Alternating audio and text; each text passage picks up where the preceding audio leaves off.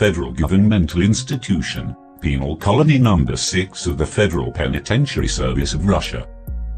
Commonly known as the Black Dolphin Prison, is a correctional facility near its border with Kazakhstan. The prison is one of the oldest in Russia, and one of the first in the Orenburg Oblast to accept prisoners with life sentences. It gets its unofficial name from a prisoner-constructed sculpture depicting a black dolphin, which is set in front of the main entrance. Russia's Black Dolphin prison houses some of the country's toughest, most violent criminals.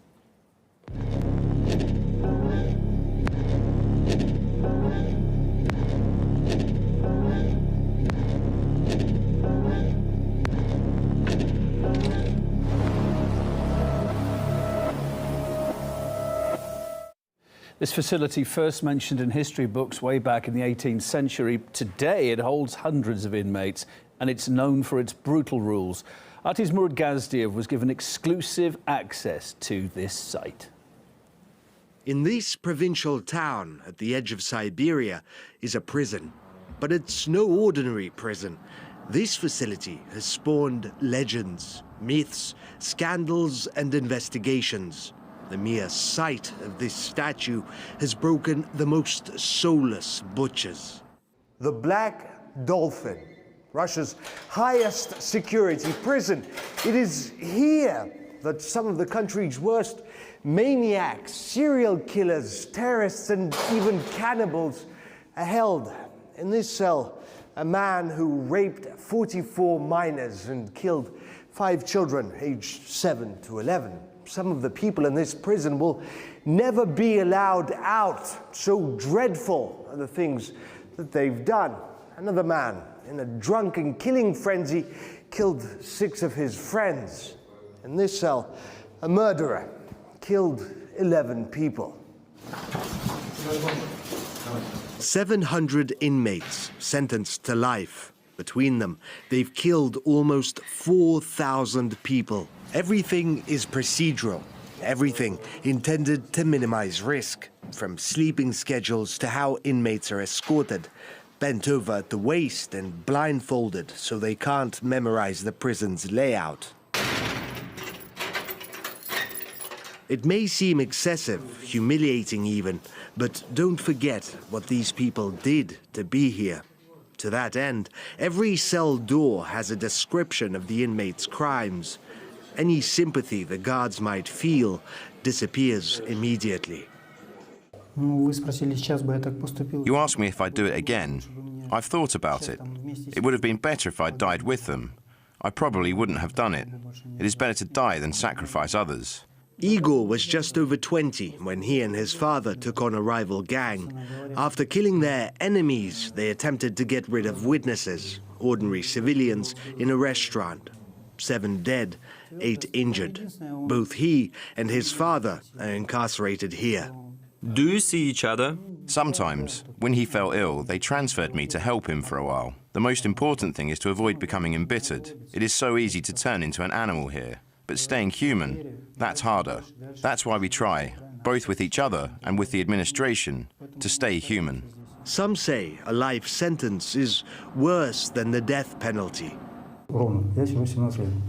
I've been here for 17 years, and I've never heard anyone say they don't regret it or they'd kill more. I'm sorry, but that's nonsense. I regret it. Everything is lost. The years go by, your health worsens, everything passes by. I think there are few people left in here who think they did the right thing. The years show you that you were wrong, totally wrong. You can't do that. Dmitry slaughtered his family, his father, his mother, and his brother. He was 20.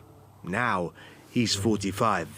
We watch TV.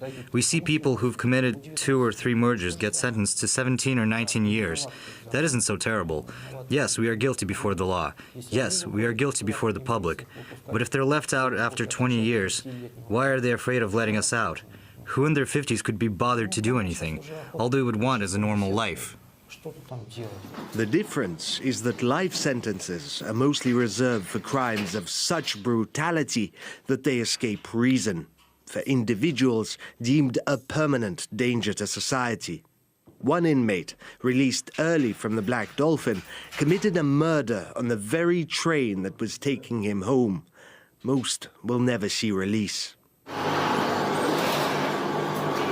Inmates can pick where to work, in the wood shop or on the sewing machines. They earn money with which they can buy extra food or personal items, make calls and pay compensation to their victims. They even have visits 4 times a year, with one lasting up to 3 days. If you take the period when we came here in 2000 and compare it to now, the conditions are entirely different. Now we have work, opportunity for self-improvement, access to the media.